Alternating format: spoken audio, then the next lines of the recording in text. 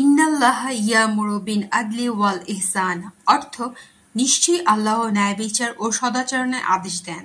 সূরা আন-নাহল আয়াত ৯-০। মদিনা নগরীতে একসময় বসবাস করতেন একজন বৃদ্ধ অন্ধ মা। তার একমাত্র সন্তান ছিল যার নাম আব্দুল্লাহ। মা ছিলেন দৃষ্টিহীন কিন্তু অন্তর ছিল প্রজ্ঞায় ভরা।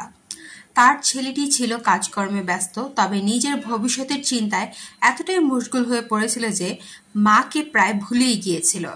একদিন রাসূলুল্লাহ সাল্লাল্লাহু আলাইহি ওয়াসাল্লাম মসজিদে সাহাবীদের সাথে বসেছিলেন। এমন সময় রাস্তার পাশ দিয়ে এক বৃদ্ধা মায়ের কান্নার আওয়াজ ভেসে এলো। তিনি তার সাহাবীদের সঙ্গে নিয়ে এগিয়ে গেলেন। গিয়ে দেখলেন এক অন্ধ মহিলা একটি দরজার সামনে বসে কাঁদছেন। জিজ্ঞেস করা হলো, মা, আপনি কাঁদছেন কেন? তিনি বললেন, আমি এই ঘরের মা।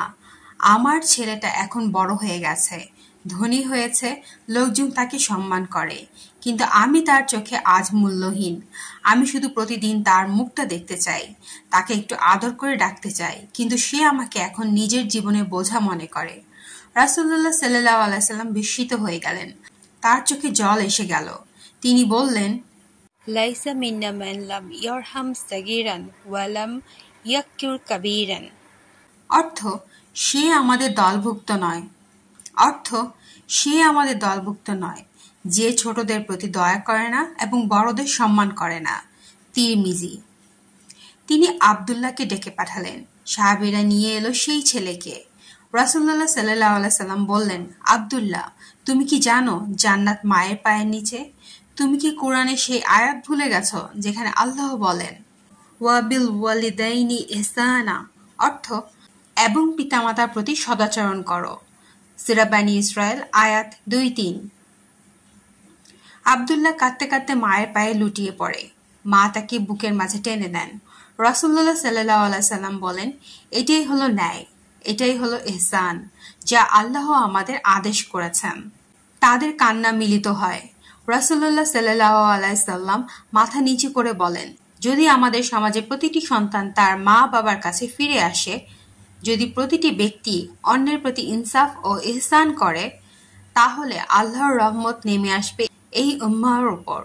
প্রিয় ভাই ও বোনেরা, আল্লাহ আমাদের শুধু নামাজ রোজার নির্দেশ দেননি, তিনি আমাদের হৃদয়েও আলো জ্বালাতে চেয়েছেন। তিনি বলেছেন, ইন্নাল্লাহা ইয়ামুরু বিল আদলি ওয়াল ইহসান অর্থ নিশ্চয়ই আল্লাহ ন্যায় বিচার ও সদাচরণের আদেশ দেন।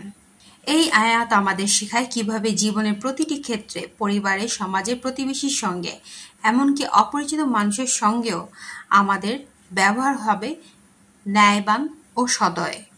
আসুন আজ থেকে প্রতিজ্ঞা করি, আমরা ইনসাফ করব, আমরা ইহসান করব, আমাদের মা বাবার প্রতি সৎ ব্যবহার করব, দারিদ্রের প্রতি করুণা দেখাবো, আর সমাজে ছড়িয়ে দেব ইসলামের সেই ন্যায়ের সুবাস, যা একদিন বদলে দেবে আমাদের চারপাশের জগৎটাকে। আল্লাহ আমাদের সবাইকে সেই ন্যায়পরায়ণদের দলে অন্তর্ভুক্ত করুন, যাদের জন্য রয়েছে জান্নাতুল ফেরদাউস। আমিন।